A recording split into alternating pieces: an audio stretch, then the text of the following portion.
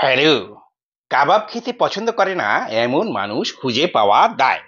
আর তাই তো এখন এই বর্ষাকালে মানে যখন হচ্ছে গিয়ে গরমটা কমে এসেছে এবং প্রচুর পরিমাণে বৃষ্টি শুরু হয়েছে, এই সময় কি চিন্তা করলুম বলো তো? হ্যাঁ, কাবাব খেতে হবে। তো এই গোপালগঞ্জের কোন জায়গায় সবচেয়ে ভালো কাবাব পাওয়া যায় তোমরা কি জানো?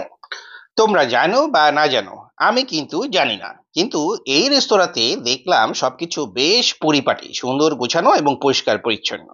আর কাবাবগুলো একবার দেখো। হ্যাঁ, এটা হচ্ছে চিকেন বটি কাবাব। আচ্ছা, এইটার সাথে বটির কি সম্পর্ক? হ্যাঁ, আমাকে একটু জানিয়ে দিও। আর ওগুলো হচ্ছে চিকেন চাপ, উপরে রয়েছে শিক কাবাব। আর এখানে তো তোমরা জানোই গ্রিল চিকেন। এই দেখো শিক কাবাব গুলো। শিক তো বুঝলাম, কিন্তু এগুলোকে সবসময় ফ্যান দিয়ে রাখা হয় কেন বলো তো? আচ্ছা, তো সে যাই হোক, এখন কাবাব খাওয়া শুরু।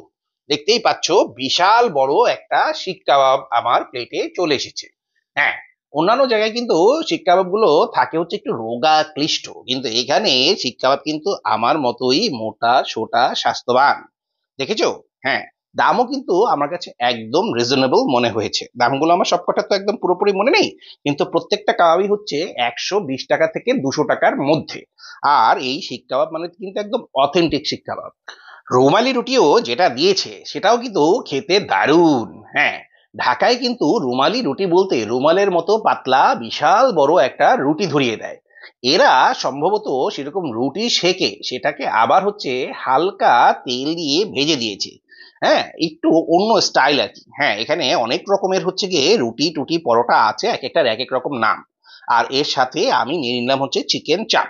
আর এই খাবারগুলোর সাথে সবচেয়ে বেশি জমে যায় কি বলতো? হ্যাঁ, বোরহানি।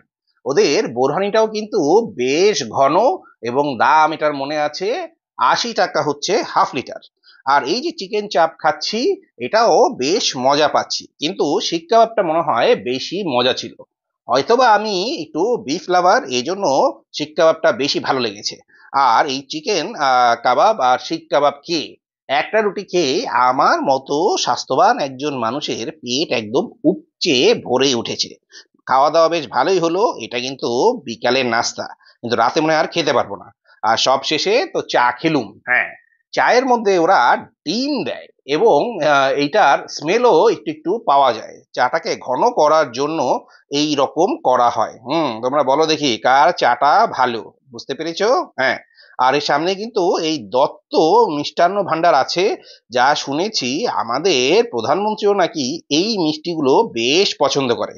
তো তোমাদের যদি কখনো এগুলো টেস্ট করার ইচ্ছা থাকে, তাহলে সরাসরি গোপালগঞ্জে চলে এসো, কেমন? আজ এ পর্যন্তই, সবাই ভালো থাকবে।